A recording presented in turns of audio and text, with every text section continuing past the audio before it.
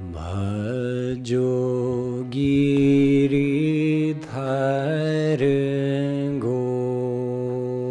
गोविंद गोपाला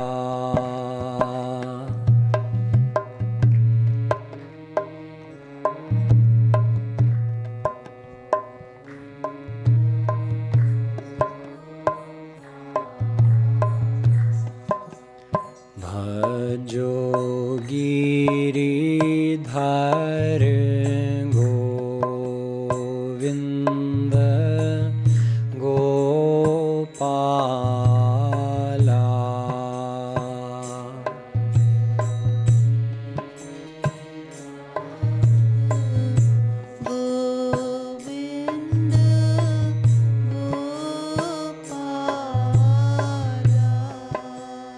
भजो गिरिधर गोविंद गोपाला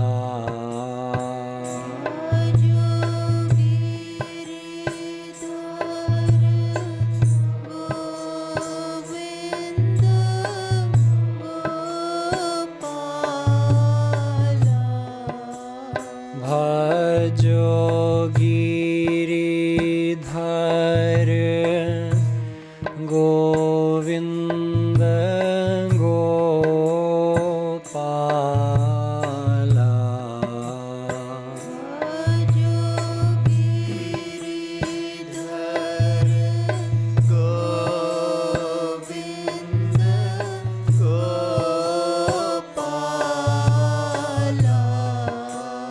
भजो गिरिधर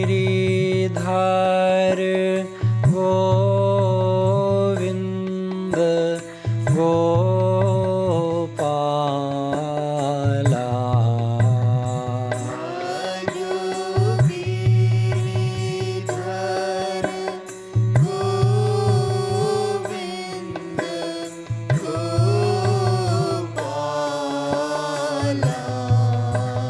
भजो गिरिधर गोविंद गोपाला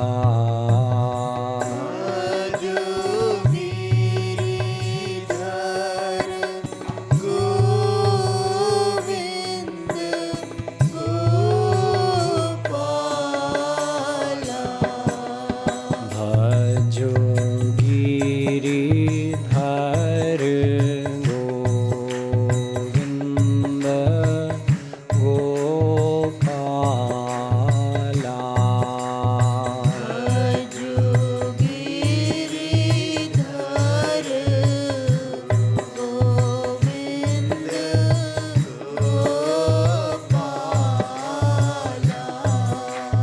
भजो गिरिधर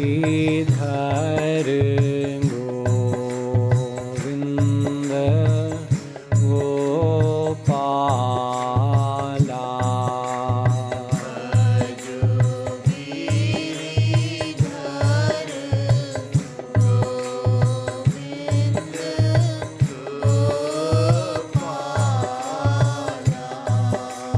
भजो गिरिधर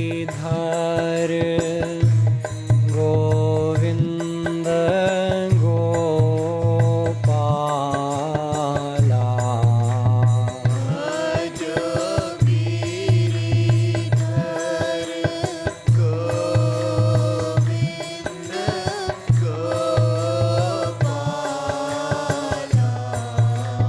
भजो Giridhar Govind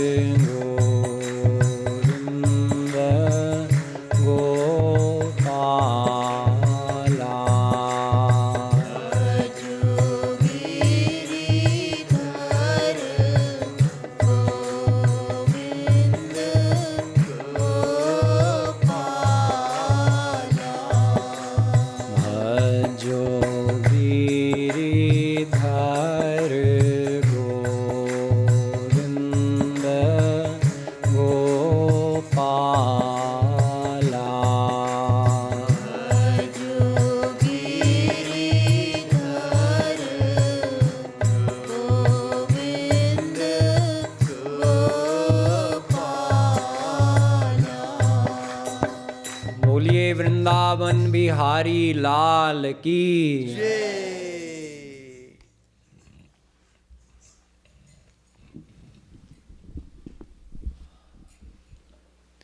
Dear devotees, yesterday I started this series which is on the topic of who is Radha and Krishna, or why do we do devotion to Radha and Krishna, by saying that the easiest way to begin this quest to understand who are Radha and Krishna is to start with Sri Krishna. We'll move on to who is Sri Radha afterwards. So I asked the question, is Sri Krishna mentioned in the Vedas? Because we know he walked this earth planet 5,000 years ago, and he is described in the Puranas and the Mahabharata, which were revealed by Veda Vyas 5,000 years ago. Of course, his conversation with Arjuna, which is part of the Mahabharata, is available in the form of the Gita as well. But is he in the Vedas? Because Ved is the only Vinirgat Granth that we have, which means it was never produced, it was never created. Whatever is in Ved has been there forever. The book itself isn't eternal, but the Ved, the power, it's an eternal power of God, it's eternal. So Ved never changes. It's reproduced in this world over and over again, whenever is required, but it's always in the same form. So if something is not mentioned in the Vedas, it's not acceptable, even if God himself says it. Kripaluji Maharaj always gives the example of Bhagwan Buddha. We respect Bhagwan Buddha as a descension of Sri Krishna himself. He's an avatar of Bhagwan. He's mentioned in the Puranas. Vedavyasji mentions him. But we don't accept his philosophy. Why? Because he didn't speak according to the Vedas. So everything is measured according to what does Ved say about this. Even if God says something which is against what's in Ved, that's thrown out too. So Ved is the main primary source of all the knowledge, which is produced by God at the time of Srishti.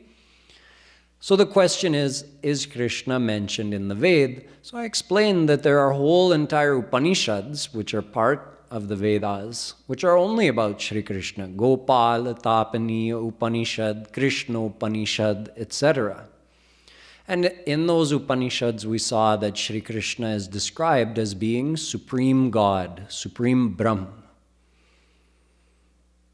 I also quoted the Bhagavatam, and we understood that that Supreme Brahm, Sri Krishna, has three main forms in which he appears. We call Brahma, Paramatma, and Bhagwan. The same Sri Krishna appears in these three forms. When he's revealing his complete power, he is Bhagwan. So what is the form of Krishna when he's revealing his complete power? This form. His loving form with his peacock feather, his flute. That's his, we say supreme form, because in that form only is he revealing all of his power. So that's Bhagwan. Paramatma is Sri Krishna's form when he's only revealing his almighty power, and the loving power is subdued, or it's just inactive or avyakt, you could say. It's still there, but it's not manifested outwardly. So Paramatma, Almighty God, that there are so many almighty forms. Vishnu, Shiva, Durga, Lakshmi, Saraswati, Ganesh, Kartikeya, these are all almighty forms. There are many other affiliated forms as well. They're all almighty. There is Sri Krishna's almighty power, or himself, that he appears in those forms.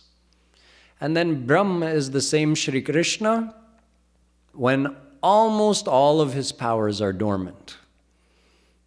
Almost no power active. All the powers are there, but they're not active, so they're not manifested. So in that form, Shri Krishna has no form. He's formless, virtueless, has no discernible or describable characteristics. What does he look like as Brahm? Doesn't look like anything. He doesn't have a form. What does he sound like? Doesn't sound like anything. Can't make any sound. He doesn't have a voice. As Bhagwan, he has the sound of his flute, the sound of his anklets, the sound of his voice. As Brahm, no sound. What is his personality like? No personality as Brahm. As Krishna, as Bhagwan, you can say, oh, he's playful, he's charming, he's beautiful. Is Brahm beautiful? No. You need a form to be beautiful. There's no describable characteristic of what is Brahm. How can you describe him? All of Krishna's powers are dormant. Like a sleeping person, you can say. And Shri Krishna eternally exists in all three of these ways. He eternally exists as formless, divine Brahm. He eternally exists in all of those almighty forms, and he eternally exists in his loving form as Shri Krishna, his supreme form. Brahm, as I said, has no form, no characteristics, no name even. As Paramatma, he has name, he has form, he has characteristics, virtues, gunas. He also has his divine abode, Vaikuntha. But he doesn't do leelas in his almighty form.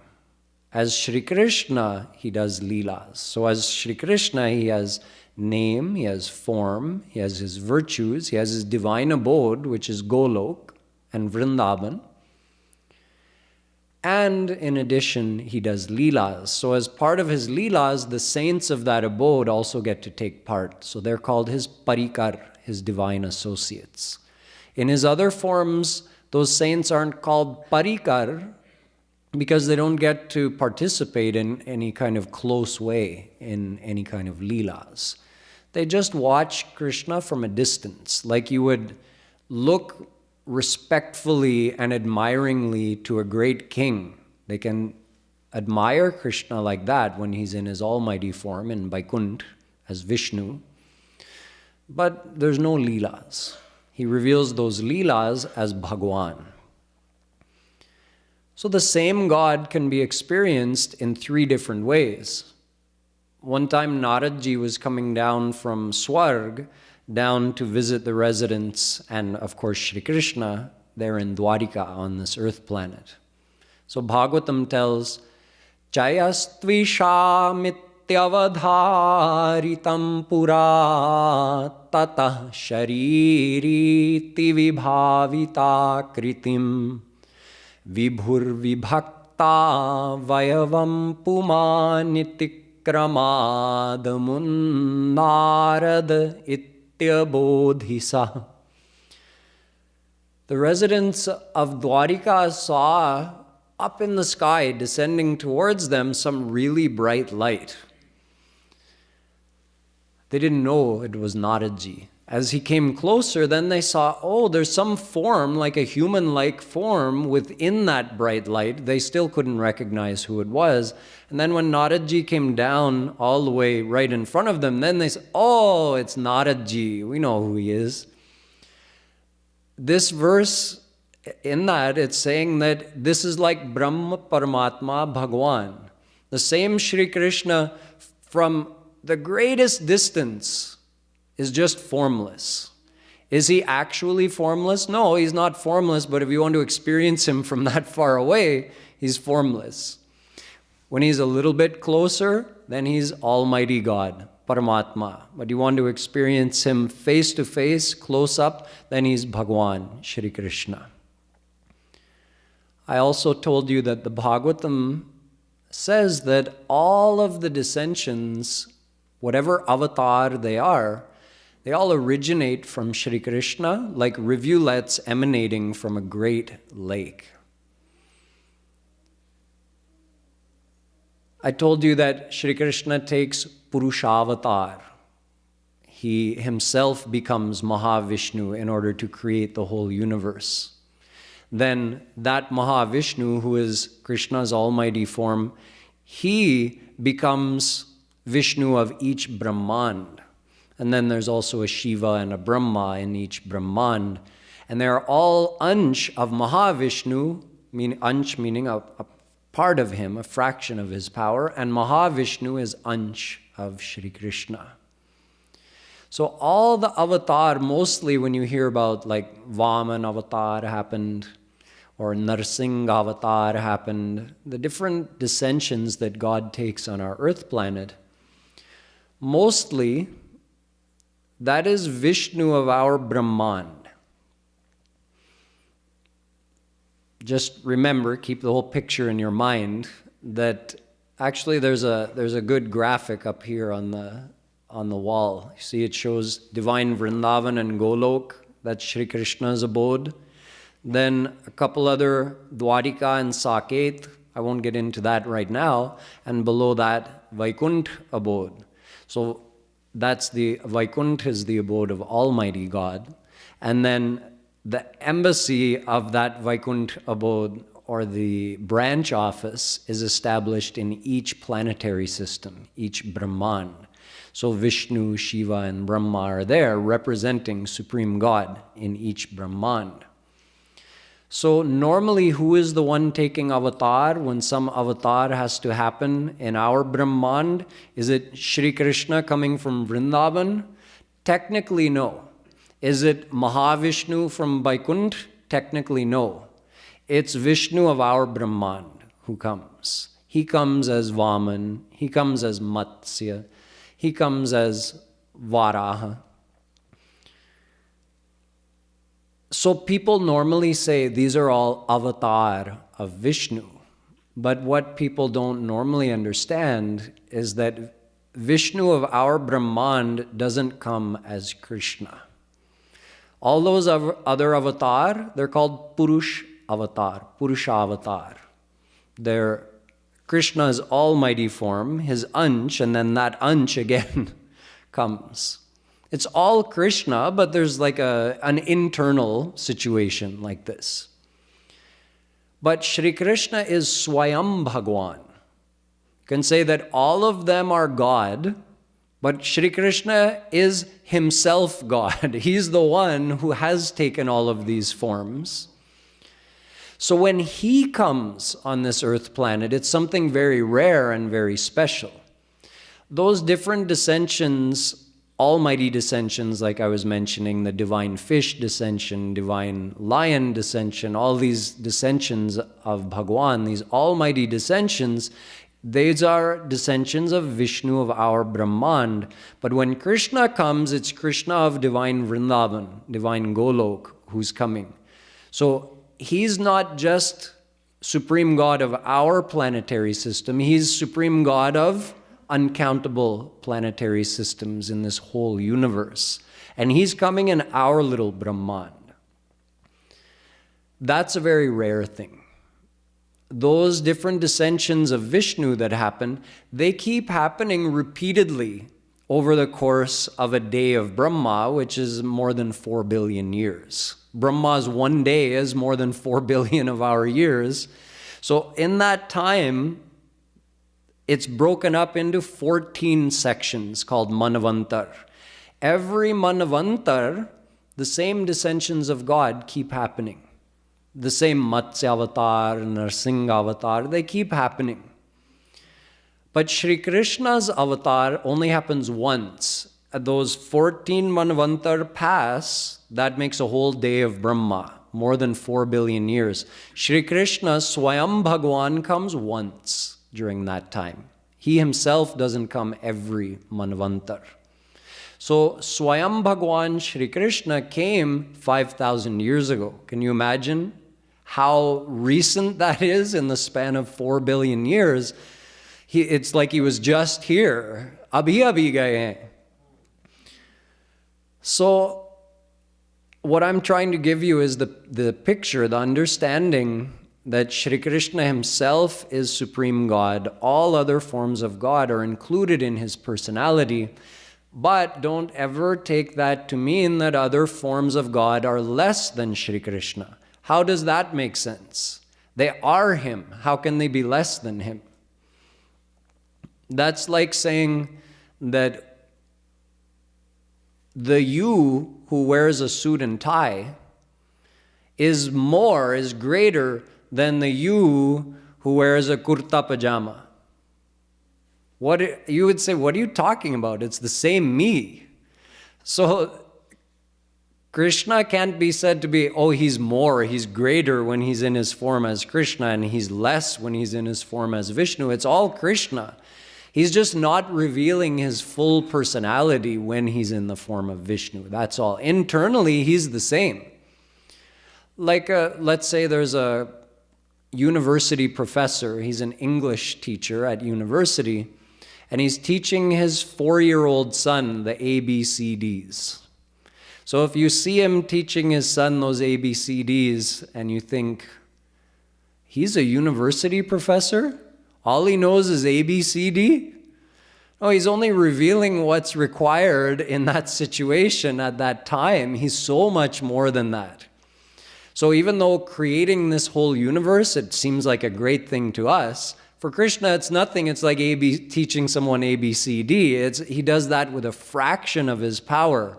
So that's why we say that Mahavishnu, who in the form of Mahavishnu, Krishna creates the whole universe.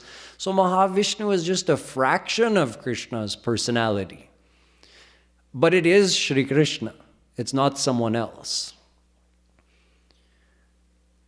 So that Bhagwan Shri Krishna, he descends on our earth planet. Yesterday I left you with the question, that little Krishna who has to learn to walk and talk and who acts like an ordinary little boy, is that the same Shri Krishna that we're hearing about from our scriptures, who is Swayam Bhagwan? Yes, he's the same. If you read the description in the Bhagavatam, it tells that there in the jail cell, Devaki and Vasudeva were there in Kansa's dungeon, locked away. And Vasudeva felt that Shri Krishna has come in my antahkaran, in my man. Although Shri Krishna is always omnipresent, but in some kind of special way he revealed himself in Vasudevji's antahkaran. Then from there, he went into Devaki's antahkaran, and she felt that Shri Krishna has now entered. So she felt impregnated. And then Shri Krishna, using his Yogamaya Shakti, made her have all the same experiences she'd had the previous 7 times that she was pregnant. She'd been pregnant 7 times. She knows what it feels like to be pregnant. Yet she wasn't pregnant in that sense, not this time. There was no embryo inside. If you had taken an ultrasound image, you wouldn't have seen any embryo. Or maybe Shri Krishna would have even done that with his Yogamaya. I don't know.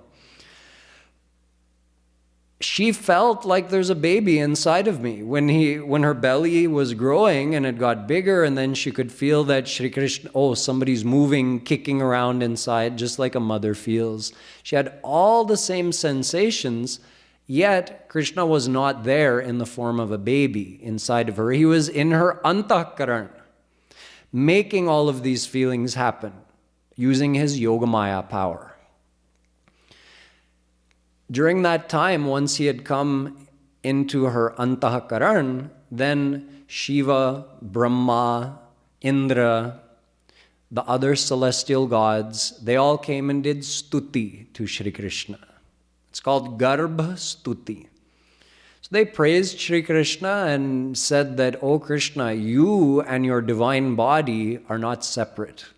It's not like a human being who his soul comes from somewhere else and then enters his mother's womb," meaning wherever he died, his last life, his soul is transferred into whoever is his new mother in this life, enters that mother's womb. There is already a little embryo growing there. He enters that becomes his body for this life. So Our body and our self, our soul, are two different things. When they were doing Garbha Stuti, they said, no, Shri Krishna, you are your body. Asyapi deva vapusho madanugrahasya. They said, you come out of your grace in this world, and you are not, your body is not made of the material elements like all the ordinary people's bodies. Your body is made of Satchit Anand. So you are your body. That's a different concept. We are taught that we are not our body. We are the soul who inhabits our body. But Shri Krishna is his body. He's not someone inhabiting a body that he can then leave and his body dies, or he has to take on a body. He is his body. So they praised him in this way. Then they all went. 9 months passed. And after 9 months, all of a sudden Devaki felt that the Shri Krishna who was inside my antahakaran, he disappeared. And she felt her belly deflate. And she opened her eyes, and there was Shri Krishna standing in front of her, and she thought, where did he come from? Because he was full grown. He didn't appear like a little one-day-old baby. He was full grown, Shri Krishna. So Shri Krishna said to her, I appeared to you in this form so you would remember that you did devotion to me in your last life. You asked to have me as your son, but at that time you worshipped me in my form as Mahavishnu. So I appeared to you now here in front of you in my almighty form as Vishnu. Tamadbhutam balakamam bhujekshanam Chaturbhujam Shankhagadar Yudayudham Shrivatsalakshmam Galashobhikaustubham Pitambaram Sandrapayoda Saubhagam. Bhagavatam. He appeared in his full decorations, wearing his golden crown, his pitambar, his kaustubh, jewel necklace, fully dressed and decorated in his full-grown form and with 4 arms, Mahavishnu. So obviously, this was no normal birth. We call it a janma, which to us means birth, but it wasn't a material birth. He simulated a material birth, but then he just appeared in front of her. Where did he come from? He didn't have to come from anywhere. He's already omnipresent. He's everywhere. He just appeared. That's it. Then Devaki said to him, Upasanghara Vishwatman Nadorupamalaukikam. Yes, my Lord, I do remember doing devotion to you and asking you to become my son, but you've appeared as my father here. Can you please become a little baby so that I can have the joy of motherhood? So then Shri Krishna, Gatva Narayano Devo Vilina Krishna Vigrahe Brahma Vaivar Puran. That form of Narayan, Mahavishnu, went lean. It merged into Shri Krishna's body. Then Shri Krishna was standing there. See, that shows Vishnu is within Shri Krishna. Vishnu didn't become Krishna. Vishnu merged into Krishna, disappeared. Vilinaha Krishna Vigrahe. Then he became a little baby in Devaki's lap. So this is how Shri Krishna's appearance is described in brief in the Bhagavatam. Yes, that's the same Supreme God, Shri Krishna, who appeared and then became a little baby. From that point on, much of what he did was in the same way that any little boy would grow up.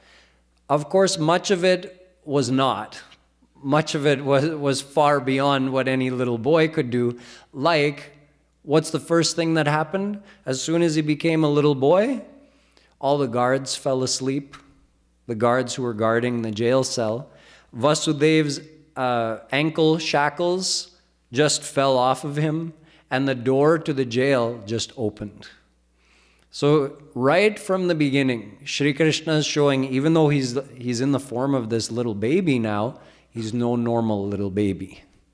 So Vasudevji put him in a basket, put him on his head, and just walked out and crossed Yamunaji. Even while he was crossing Yamuna, there was an amazing thing that happened.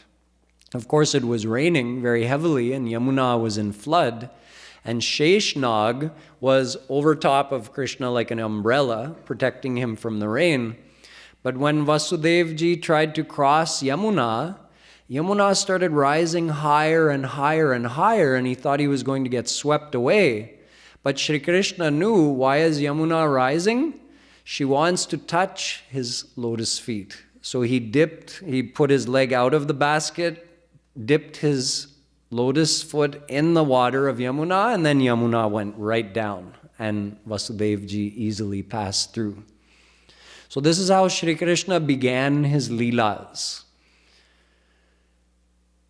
On the 6th day after this appearance, another amazing Leela happened. How big is a 6-day-old baby? What can a 6-day-old baby do? Nothing but lie there and cry when he's hungry. Kans wanted to find Shri Krishna because he knew that Shri Krishna was going to be the one to kill him, so he wanted to find Shri Krishna before that happened. So he sent Putana. Putana came in the form, because she's a Rakshasi, she could take any form using her Maya. She took the form of a very beautiful woman. But her idea was, I'm going to search through all these villages and find out where is Shri Krishna. The very first house she went to was Nanda Baba and Yashoda's house. Imagine, out of all the homes in Braj, so many with children, she could have gone to any house. She would have, who knows what she would have done to all of those children in all of those houses she visited. Shri Krishna, using his Yogamaya, made her come to his house first. And she walked right in the house. Yashoda, Rohini, the gopis who were there.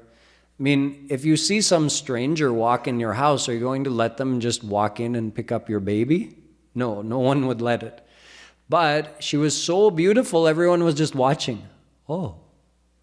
So she walked right in, right over to Shri Krishna, and she had the intention of killing him. She was going to suckle him, and she had smeared poison on herself. This poison was so poisonous that just even a touch on your tongue and you'd be instantly dead. She picked up Shri Krishna.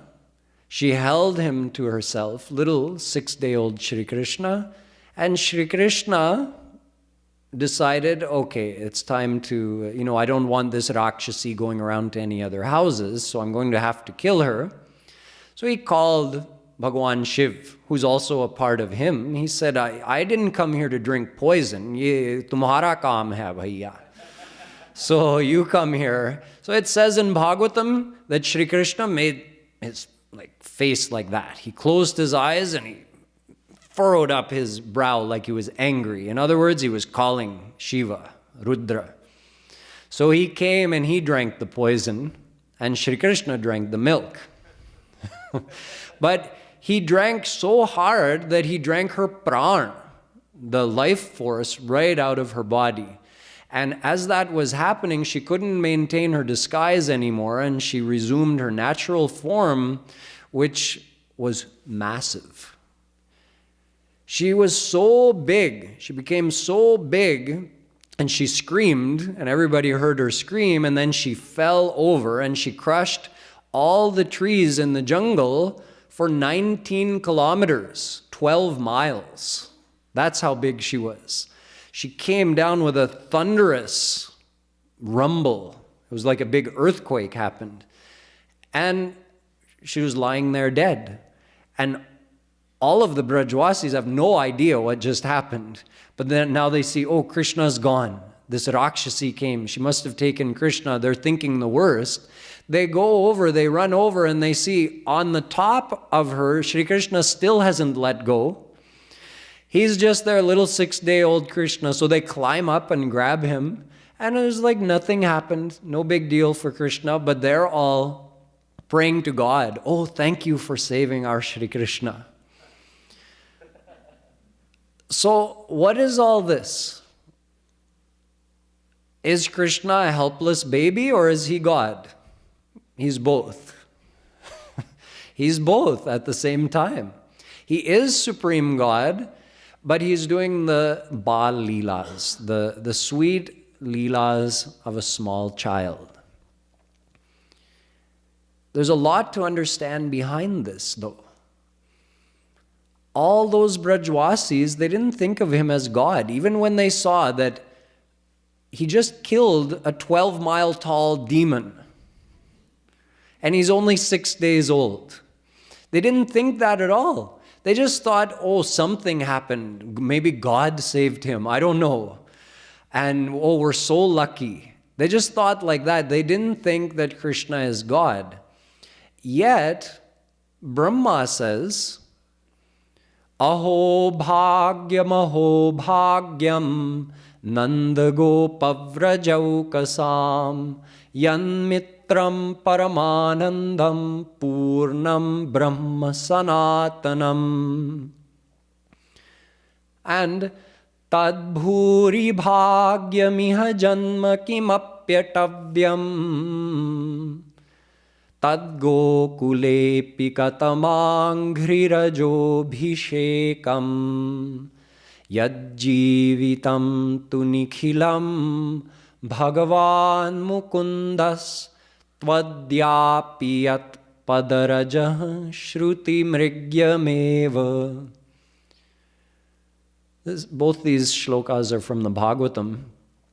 Brahma is praising the Brajwasis, the Gopis, the Gwalbals, Mother Yashoda, Nanda Baba, saying they're all eternal divine personalities. They're not ordinary villagers. These are God-realized saints who know exactly who Shri Krishna is. They're God-realized. They have the knowledge of God. They know who God is. They know who Krishna is. Yet, they have no idea. How is this possible? I'll get to that in a minute. Later on, as Shri Krishna grew a little bit older, of course, he learned to crawl. Bhagavatam tells that Shri Krishna and Balaram, they used to go out, because Yashoda and Rohini, they would get busy with some household chores. So Shri Krishna and Balaram would go crawling out in the courtyard, and sometimes they'd see somebody walking by, just some stranger they don't even know, and they'd start following him, crawling. And then when they'd realize that, oh, we don't know this person, they'd get scared and start crying and come crawling back really quickly. Rohini and Yashoda had trouble getting any work done because they were so active. It was so hard to keep track of them. 1 minute they're going over that way, there's some dog lying there, and they're going towards him, and they're thinking, oh, no, don't bother that sleeping dog. Then they go that side, they're chasing after some peacock. Go that side, they're trying to put their hand in the fire or something. Just always getting into one thing or another. When they got a little older, they would go and find some sleeping calf and grab onto its tail. So the calf would jump up and start running, and Krishna would just keep hanging on, and he'd get dragged everywhere. And all the Brajwasis would be rolling on the ground. They were laughing so hard seeing this. So Shri Krishna had a thing, just like many small children. I've seen children, nowadays kids don't get to grow up playing outside much, but kids have a thing for eating soil. I've seen kids in apartment buildings eating the soil out of the potted plants. Shri Krishna was also like this. He used to like to eat the soil. So his mother would scold him, no, you don't put the soil in your mouth. But every day she'd hear from Balaram, or someone would tell on Krishna that he was eating soil again today, do you know? So today, Mother Yashoda said, Kanhaiya, Kanha, let me see. Are you eating the soil? No, mother, I wasn't eating the soil. I told you I wouldn't eat the soil. But he was eating the soil. And he had the soil, obviously the evidence would still be in his mouth, between his teeth. So Krishna thought, since there's so much evidence against me, and all the Gwalbals are telling that I did eat the soil, Balaram is telling, so I have to be very convincing today. So he says, Maya, if you don't believe me, why don't you look in my mouth for yourself? Thinking that if I say it so confidently, she'll just think, oh, he couldn't have eaten the soil. Why would he tell me to look in his mouth if he had eaten the soil?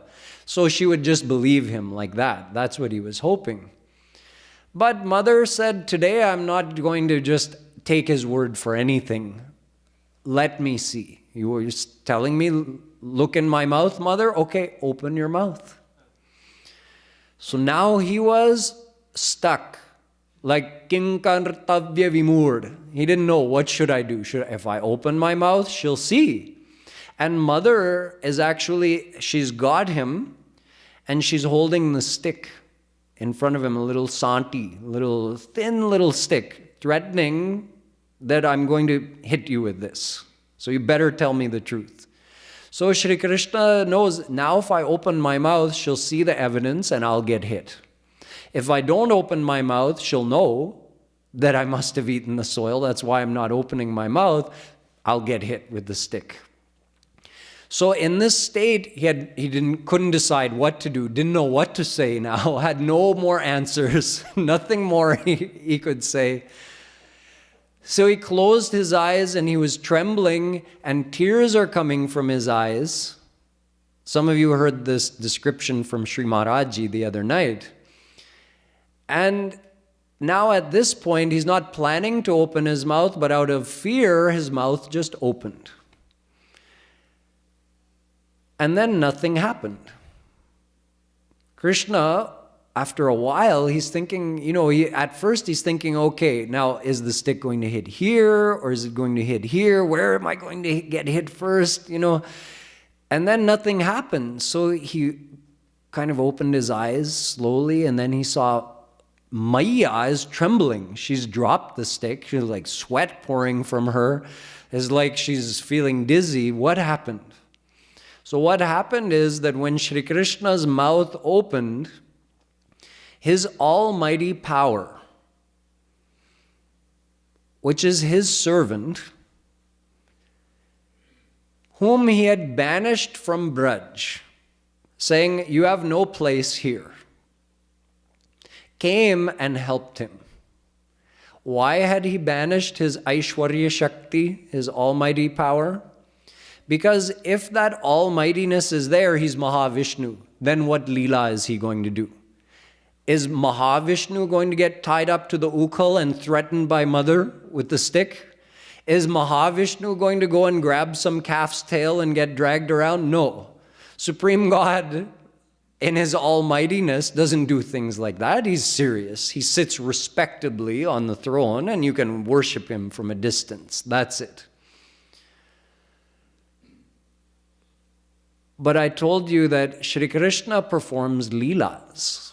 How does he perform those leelas when he's Almighty God? Shouldn't he be sitting there seriously, respectfully, letting people admire him from a distance?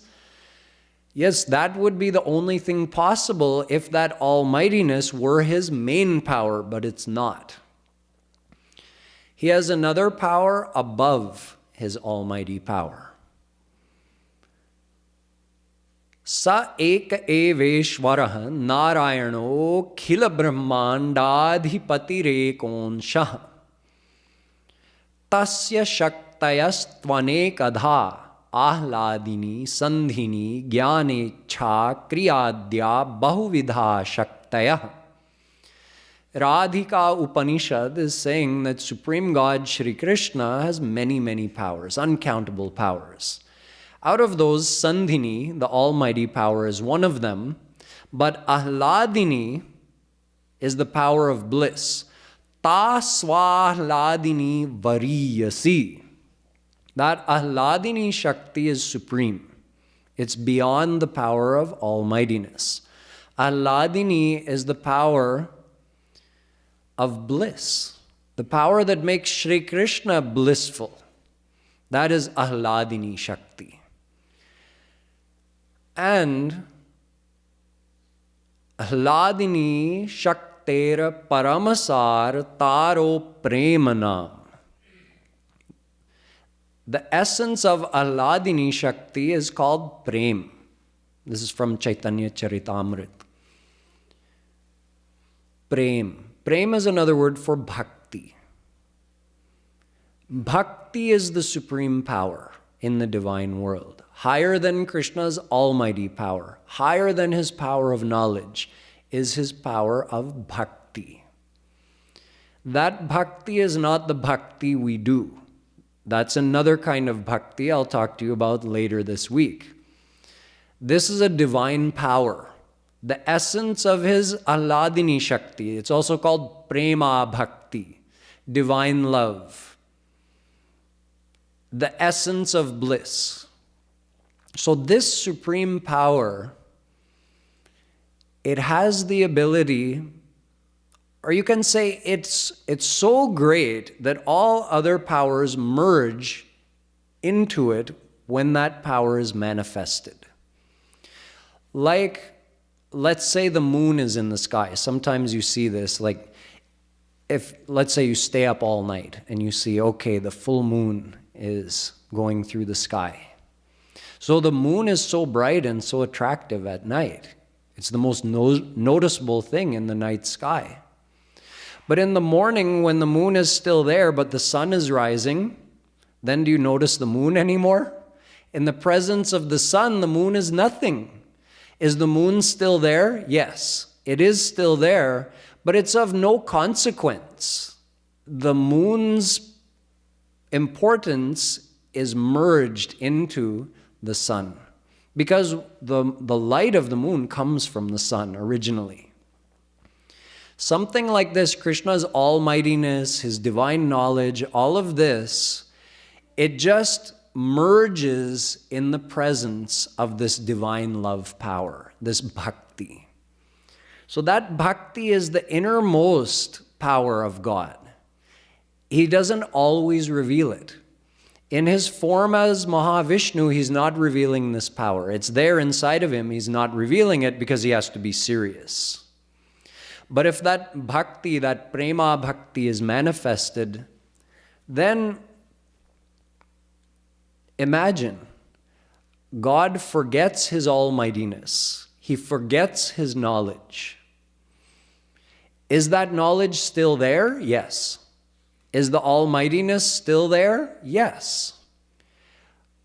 But it's nothing in front of that prema shakti or that prema bhakti. Think of it like, let's say you have a room full of politicians, governors, very important people in the country. So they're all shining brightly. Someone would see, if there are ordinary people in the room, oh, look at all these important people, the rulers of our country. And then the president walks in the room. Now is anybody going to notice some governor? They're all still there, but now in the presence of the president, their presence is insignificant. It's not even noticeable. Similarly, when that prema shakti is manifested, all of his almightiness, his knowledge, it all just merges, it drowns in that totally. So not only is Sri Krishna under the effect of that, but all of his saints are under the effect of that as well. So that's why the gopis, the Gwalbals, Mother Yashoda, none of them think of Sri Krishna as God. Why? Because they're under the effect of that prema shakti. Sri Krishna doesn't even think of himself as God. He just forgets. So in this Leela, that Aishwarya Shakti came and showed itself to Mother Yashoda, came into Krishna's mouth and showed the whole entire universe. And then Mother was thinking, what? I thought he was my loving son. Is he some kind of God? What's going on here? So how the rest of that Leela played out, and some more details about how all of these special sweet childhood leelas of Krishna are able to take place even though he's Supreme God, I'll explain tomorrow. So we'll sing a Pad Kirtan which describes a leela between a gopi and Shri Krishna. Nirmohiya soneha lagay, hai main lutti gairi. Nirmohiya soneha lagay, hai main lutti gairi. Nirmohiya soneha lagay, हाय मैं लुटी गई री। रे मोहिया सोनेहा लगाए, हाय मैं लुटी गई री। हाय हाय मैं लुटी गई री। हाय हाय मैं लुटी गई री। एक दिन अली कली जाती रही, एक दिन अली कली जाती रही। एक दिन अली कली जाती रही। एक दिन अली कली जाती रही। बेचन बरसाने गाम दही, बेचन बरसाने गाम दही। मगनी पट लकुटी लिए आए, हाय मैं लुटी गई री।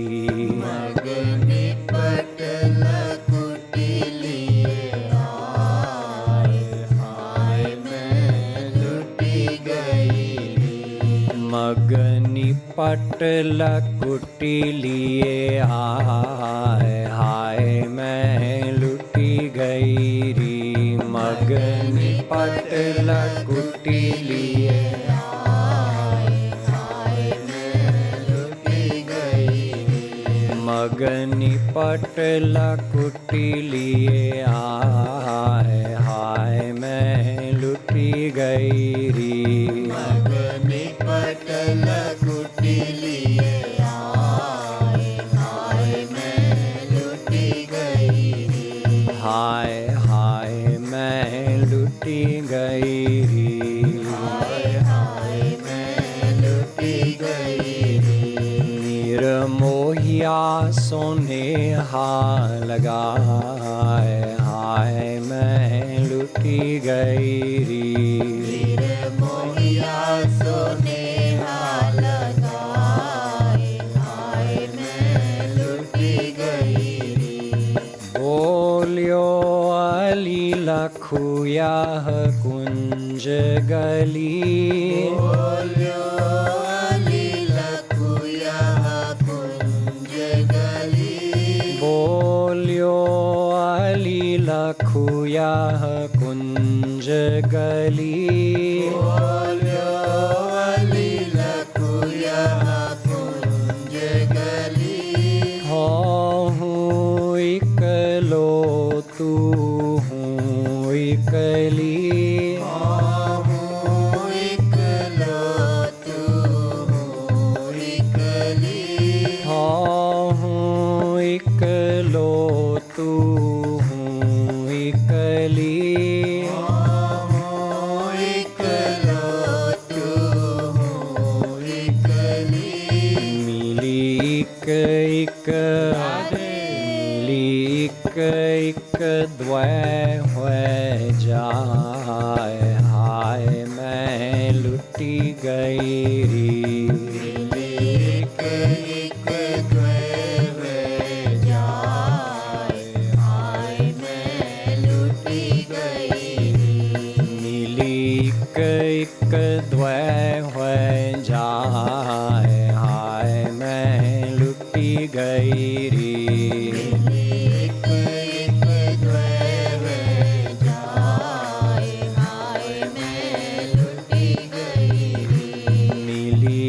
एक द्वै हुए जाय, हाय मैं लुटी गई री। एक एक द्वै हुए जाय, हाय मैं लुटी गई री। निर्मोहिया सोने लगाय, हाय मैं लुटी गई री। निर्मोहिया सोने लगाय, हाय मैं लुटी गई री। हों डांटी कही लंपट चलू हट, डांटी कही लंपट चलू हट। हों डांटी कही लंपट चलू हट। डांटी कही लंपट चलू हट। आवत पति पाछे ही ले लठ झट, आवत पति पाछे ही ले लठ झट। दऊं हेला दऊं हेला अब ही फल पाए, हाय मैं लुटी गई री। हेला अब ही फल पाए, हाय मैं लुटी गई री। दऊं हेला अब ही फल पाए, हाय मैं लुटी गई री। दऊं हेला अब ही फल पाए, हाय मैं लुटी गई री। दऊं हेला बही फल पाए, हाय मैं लुटी गई री। हेला अब ही फल पाए, हाय मैं लुटी गई री। हाय हाय मैं लुटी गई री। हाय हाय मैं लुटी गई री। निर्मोहिया सोने लगाय, हाय मैं लुटी गई री। निर्मोहिया सोने लगाय, हाय मैं लुटी गई री। बोलियो अब तो ही अपनी कर ली, बोलो अब तो ही अपनी कर ली। बोलियो अब तो ही अपनी कर ली। बोलो अब तो ही अपनी कर ली। पिटवाय चाहे अपनाय अली, पिटवाय चाहे अपनाय अली। पिटवाय चाहे अपनाय अली। पिटवाय चाहे अपनाय अली। सुख दई हों सुख दई हों तो ही लठ खाए, हाय मैं लुटी गई री। सुख दई हों तो ही लठ खाए, हाय मैं लुटी गई री। सुख दई हों तो ही लठ खाए, हाय मैं लुटी गई री। सुख दई हों तो ही लठ खाए, हाय मैं लुटी गई री। हाय हाय मैं लुटी गई री। हाय हाय मैं लुटी गई री। निर्मोहिया सोने लगाए, हाय मैं लुटी गई री। निर्मोहिया सोने लगाए, हाय मैं लुटी गई री। यह सुनी गई तन मन प्राण हार, यह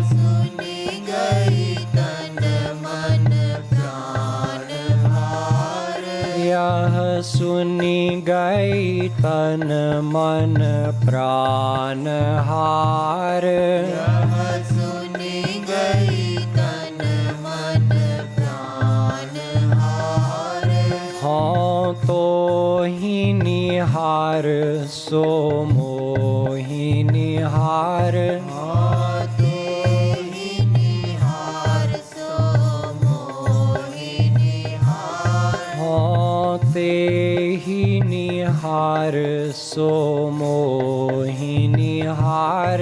हाँ ते ही निहार सो मोहि निहार। गिरि भूपै राधे गिरि भूपै कृपालु कही हाय। हाय मैं लुटी गई री। गिरि भूपै कृपालु कही हाय। हाय मैं लुटी गई रे। गिरि भूपै कृपालु कही हाय। हाय मैं लुटी गई री। गिरि भूपै कृपालु कही हाय। हाय मैं लुटी गई रे। गिरि भूपै कृपालु कही हाय। हाय मैं लुटी गई री।